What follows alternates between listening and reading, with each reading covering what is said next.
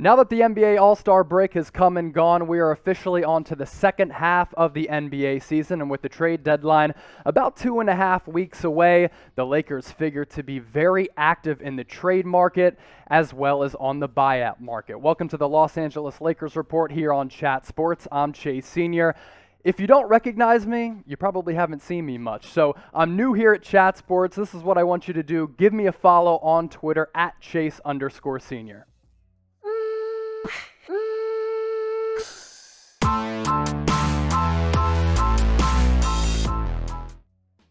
Trade rumors heating up as well as the buyout market, and we start off with Andre Drummond. According to Mark Stein, there is optimism within the Los Angeles Lakers that Drummond will consider LA if he is indeed bought out. Here's the thing with Drummond, though. Cleveland's preference, of course, is to trade him, but he does have a $28.8 million salary for 2020-2021, which does make trading him very difficult.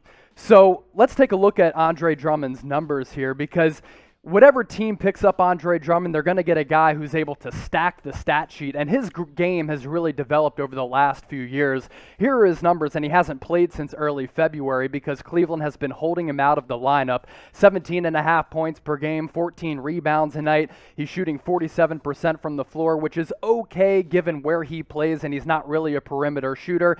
And he's also going to be able to bring whatever team he goes to a defensive presence as well, because he's averaging 1.2 blocks per game. Now, looking at the Lakers' depth chart, Drummond, if he is picked up via trade or the buyout market by the Los Angeles Lakers, he's going to be able to go in there right away and start, because he could take over for Marc Gasol easily, because he would be the number one option in that Lakers front court. So as it stands right now, here's the Lakers center depth chart. Marc Gasol getting the main minutes and the starts for the Lakers. Montrezl Harrell comes in off the bench. Of course, he can play the 4 or the 5. And then Damian Jones is currently on a 10-day contract. That is set to expire within the next couple of days. So who knows about his future with the Lakers? So again, if Drummond is able to either get traded for by the Los Angeles Lakers, or if they pick him up through the buyout market because that $28 million price tag is too hefty, he'd get plugged into that starting lineup right away and be a day one starter, meaning that Marc Gasol would then be coming off the bench. So what do you all think out there? Would you trade for Andre Drummond if you're running the Lakers? This is what I want you to do.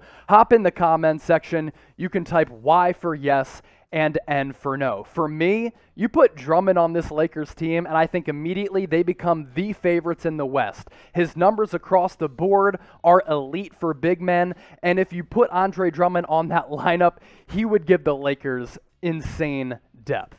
Let's get to some of the backup center options that the Lakers could possibly target through the buyout market. Now, according to Kevin O'Connor with The Ringer, the Lakers have interest in DeMarcus Cousins.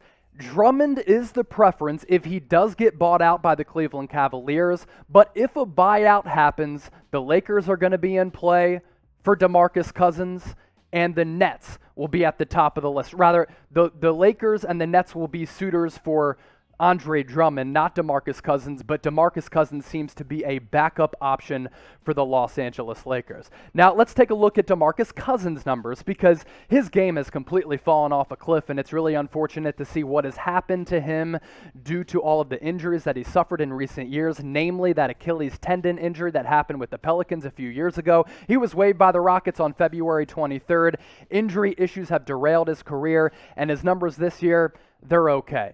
He'd be a backup option off the bench. He'd be able to give you a veteran presence and some minutes after Marc Gasol. 9.5 points per game, 7.5 rebounds, and he's shooting less than 40% from the field, which as a big man is just terrible. Now, according to executives, the Lakers could be interested, in addition to DeMarcus Cousins, to possibly Hassan Whiteside or JaVale McGee. Both of those players could be buyout options for the Lakers.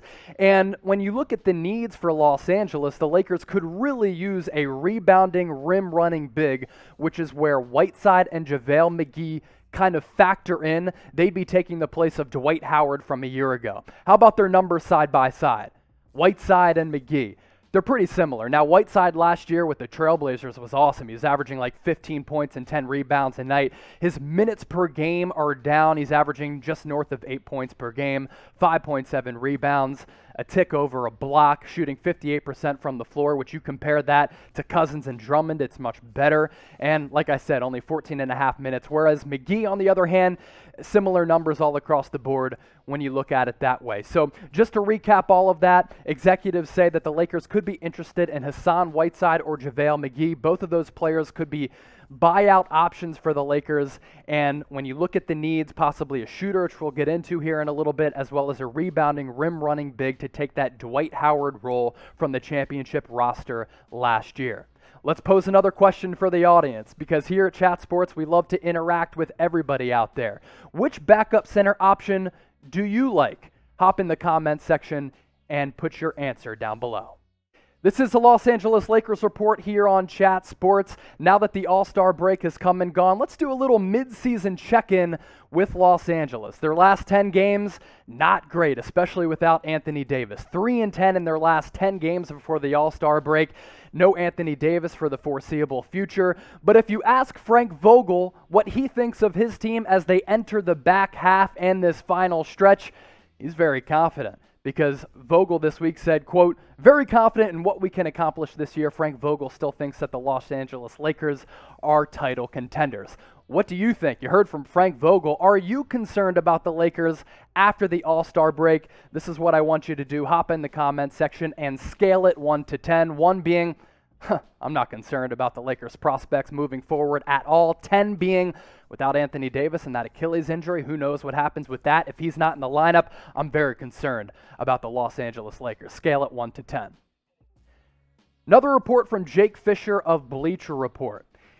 He comes out and says, and I think this is really interesting, given the players that he mentions, especially one specifically. He says in a report, you'd be hard-pressed to find a team New Orleans hasn't phoned to gauge interest in Lonzo Ball, J.J. Redick, and Eric Bledsoe.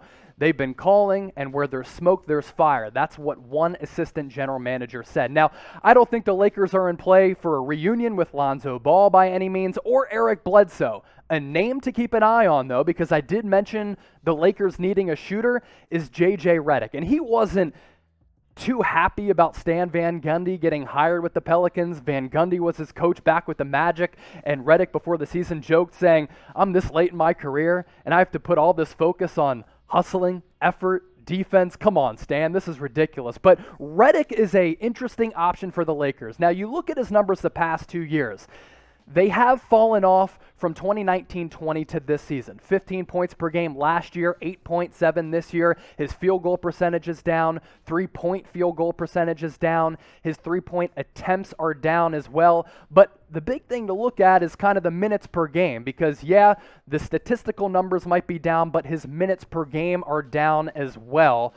I think that if J.J. Redick goes to a team like Los Angeles, we see this all the time with these veteran options. If they go elsewhere and they get a change of scenery and they hop on board a title contender, they can really be re-energized and kind of have another season, another element to their career. I think that could happen with J.J. Redick, and if the Lakers pick up J.J. Redick, that's a great shooting option off the bench because that guy, even given how long he's been in the league, he's in his late 30s, he can still make it rain. A couple more options we want to get to here on the Lakers report.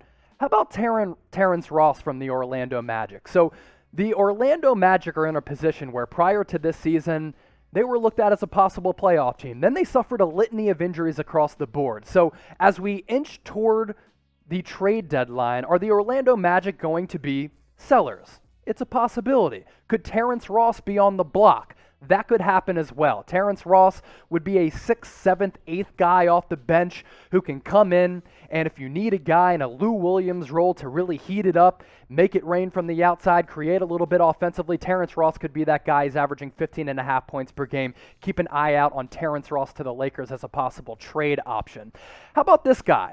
Trevor Ariza. A lot of Lakers fans familiar with this guy. He's been in the league forever, and he's played for a bunch of title contending teams, he's won rings, and he's been a part of huge playoff runs. Trevor Ariza was traded to OKC back in November. He hasn't played this year because of personal reasons. What Trevor Ariza would be able to do for Los Angeles, he'd be able to give the Lakers a 3-and-D option off the bench. Still has it this late in his career, 6'8", 215. Last year, because he has not played this year, he was okay in that bench option. 8 points per game, 4.5 rebounds. He can give you a lot defensively. Last year, averaged just under 2 assists, opted out because of COVID, so he did not enter the bubble. And at this point, still a solid shooter, shooting just less than 44% from the field. What do you all think out there, Lakers Nation? Which of those options intrigue you the most? If it's JJ Redick, I want you to type JJ. If it's Terrence Ross, type TR. If it's Trevor Ariza, type TA.